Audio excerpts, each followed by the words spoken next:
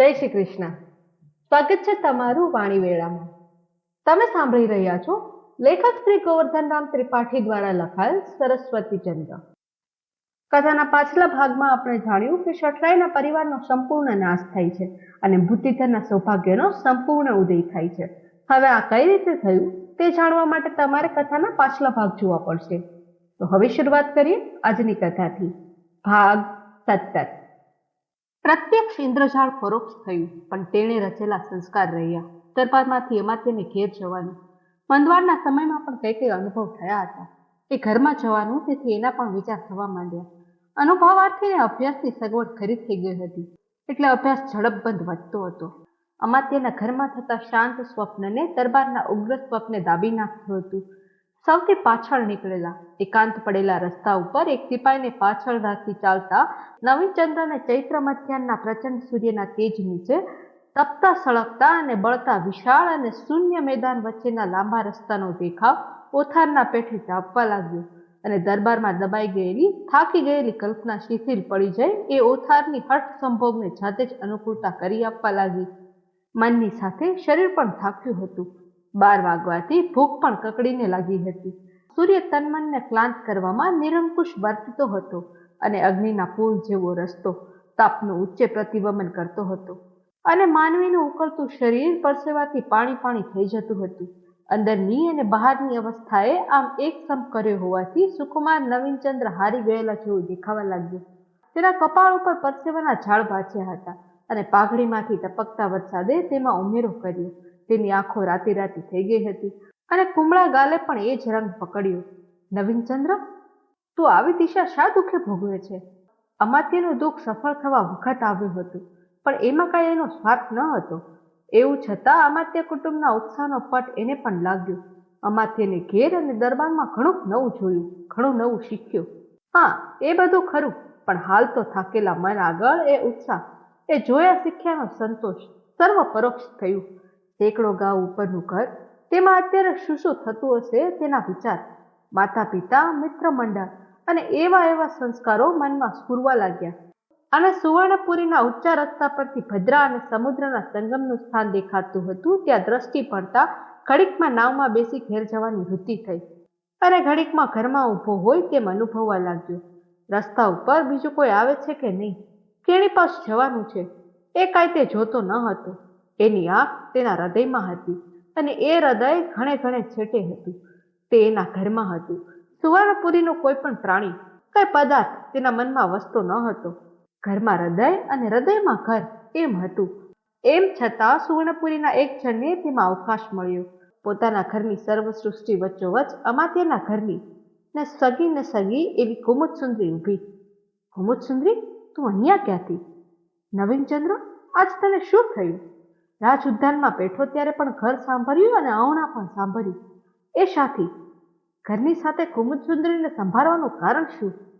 આ સર્વ પ્રશ્ન નવીનચંદ્રના હૃદયમાં તરંગ પેઠે ઉઠતા હતા અને આકાશ સુધી ઉછાળા મારતા હતા.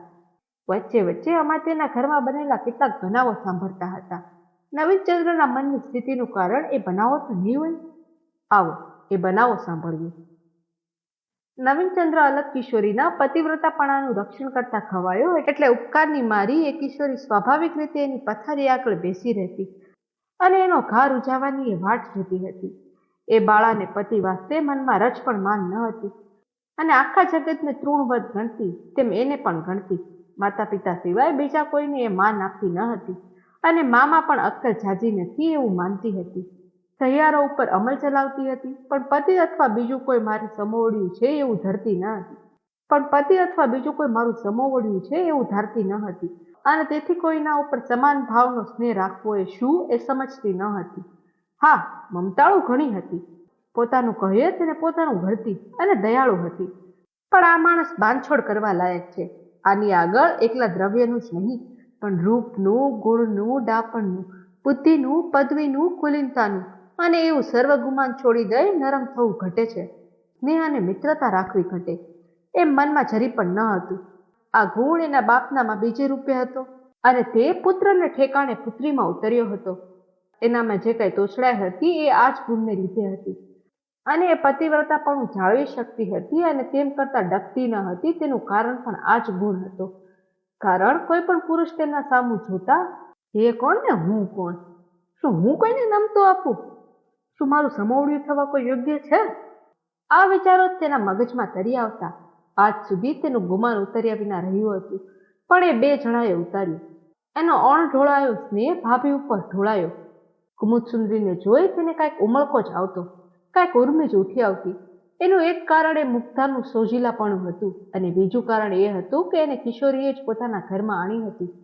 બસ ભાભી દીઠે એટલે નણંદ ઘેલી ઘેલી થઈ જતી અને ઘેલા કાઢતી. સવા જોઈ હસતા અને એની માં પણ હસતી. તે જાણતી અને દેખતી, પણ ગાંઠે નહીં. કોઈ વખત તો માને પણ ધમકાવે, બસ અમારા ભાભીને અમે ગમે તે કરીશું, એમાં તમારું શું ગયું?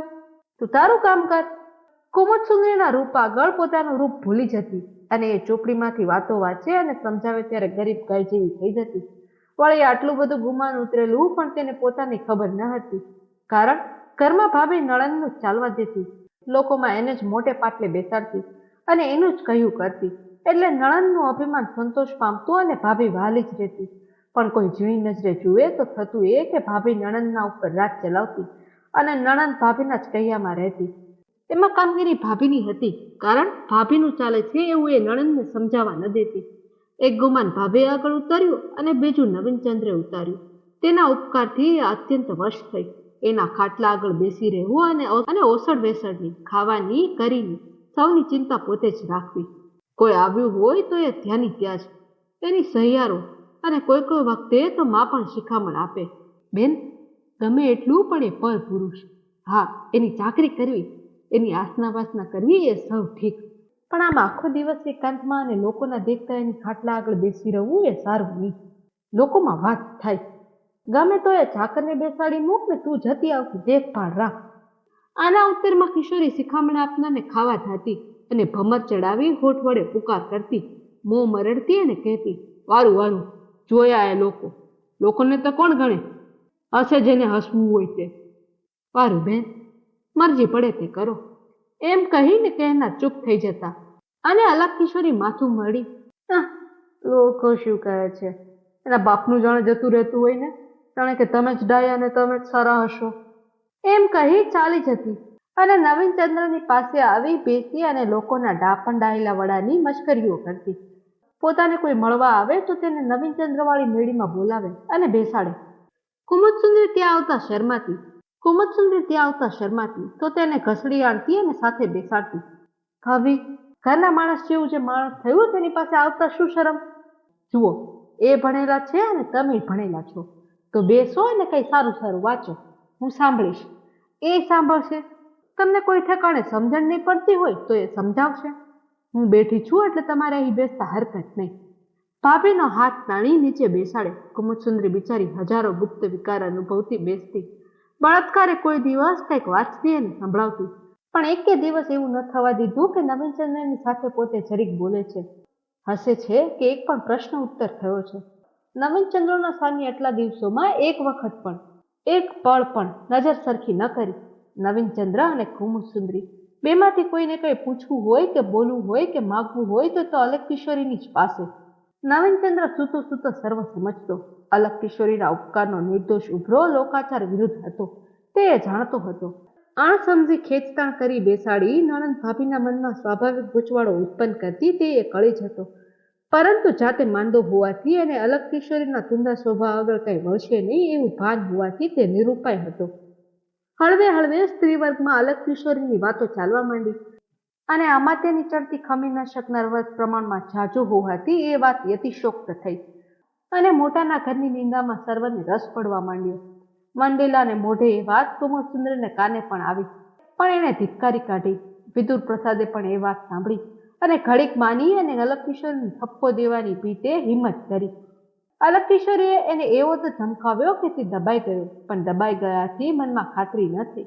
આખરે એક દિવસ દરબારદાસ એને ઘેર જમવા આવ્યો હતો અને નવરાના ચોકમાં અંધારાનો લાભ લઈ રાંધવા નહેરી કિશોરીની પાસે મશ્કરી કરી. તે ઉત્તરમાં એ ઉન્મત્તાએ એનો મોં ઉપર ઉકળતી દાળ ભરી કળચી ઝાપથી અને ઘરમાંથી એ લુચ્ચાનો પગ ટળાવ્યો. આ દિવસથી એ નીચ પુરુષ પર્સની મશ્કરી કરવી ભૂલી ગયો અને વિદુર પ્રસાદના મનમાં અલગ કિશોરીની શુદ્ધતાની ખાતરી થઈ. કિશોરીની સ્વતંત્રતા આમ સર્વ સ્થળે અપ્રતિહત અને જૈવંત નીવડી. આ શુદ્ધતા અને સ્વતંત્રતાનું અભિમાન એને એટલું બધું હતું કે શિથિલ વર્તુળક વાળાની સોબત કરવાથી તે ડરતી નહીં અને એમ જ ગણતી કે ભેંસના શિંગડા ભેંસને ભારે છે, પારકું માણસ લઠારું તેમાં આપને શું થનાર છે. આથી તેની સહિયરોમાં કેટલીક અશુદ્ધ સ્ત્રીઓ પણ હતી અને તેવી સ્ત્રીઓ વિલાસશીલ અને ઉઘાડી રસિકતા વાળી હોવાથી કિશોરીને વિશેષ પ્રીતિનું પાત્ર થઈ હતી. કારણ કે શુદ્ર લાગતા પતિ આગળ નિરુત્સાહી અને ઢકાઈ રહેતી વિલાસ વૃત્તિને શુદ્ધ અબળા પોતાની ઈચ્છાને શરણ રહેતી આવી સહિયારીઓ આગળ ધમક ભરી સાકાર કરતી અને તે રીતિનું યોગ્ય અનુકંપ એવી સહિયરો જ કરી શકતી. કૃષ્ણ કલિકા ઉપર અમાત્ય પુત્રના ચારે હાથ હતા. તેનું એ જ કારણ હતું. આવી પ્રિય સહિયરોને છોડી એવું કહેવા કોઈની તાકાત ન હતી. અધમ સંગતિ વંધ્યા ન રહી. અલગ કિશોરી પાસે આવતી જતી કૃષ્ણ કલિકાને નવીનચંદ્ર ગમી ગયો અને અર્થ સારવા એકલીની તાકાત ન હોવાથી અમાત્ય પુત્રીને પોતાનું સાધનભૂત જોડિયારું ગણવા અને અર્થ સાધવા એકલીની તાકાત ન હોવાથી અમાત્ય પુત્રીને પોતાના સાધનભૂત જોડિયળ કરી કુલીન કિશોરી પોતાની પાસે અપવિત્ર વાતો થવા ન દેતી અને કોઈ પુરુષના તો શું પણ સ્ત્રીના વખાણ ન થવા દેતી. નવીનચંદ્રની એના મન ઉપર થયેલી નિર્દોષ અને પવિત્ર અસર કૃષ્ણ કલિકાએ જોઈ અને તેનો ઉપયોગ કર્યો. નવીનચંદ્રના સ્વભાવના, સુશીલતાના, સદગુણોના અને અંત્ય સ્વરૂપના વખાણ તેણે ક્રમે ક્રમે કરવા માંડ્યા અને ઉપકારની અમીથી ભરેલી દ્રષ્ટિને જોનારી કુલીન માનીની આ સર્વ વખાણ આનંદથી સાંભળતી. આ પવિત્ર આનંદચંદ્રમાં કૃષ્ણ કલિકાએ હળવે હળવે કલંક ઉત્પન્ન કર્યું. એક દિવસ નવીનચંદ્રની સુંદરતાની વાત કાઢી, કજોડાની વાત કાઢી. હિંમત આણી કૃષ્ણ કલિકા ઓચિંતી બોલી ઉઠી, બેન, ખરું પૂછો તો તમારે નવીનચંદ્ર જેવો વર જોઈએ. હા, વિદુર પ્રસાદ ઠીક છે, પણ એ તો ઠીક જ, કાગડો દહીથરું લઈ ગયો છે. અલગ કિશોરીએ એને ધમકાવી. આ વાત બંધ પાડી અને તરત પોતે પણ ભૂલી ગઈ. હવે કથામાં આગળ શું થાય છે તે જાણવા માટે તમારે આગળના એપિસોડની રાહ જોવી પડશે અને જ્યાં સુધી અમે આગળનો એપિસોડ ના લઈને આવે ત્યાં સુધી વાણીવેળા ઉપર અમારી અન્ય કથાઓ સાંભળતા રહો. તો ફરી મળીશું આવતા એપિસોડમાં. ત્યાં સુધી બધાને જય શ્રી કૃષ્ણ.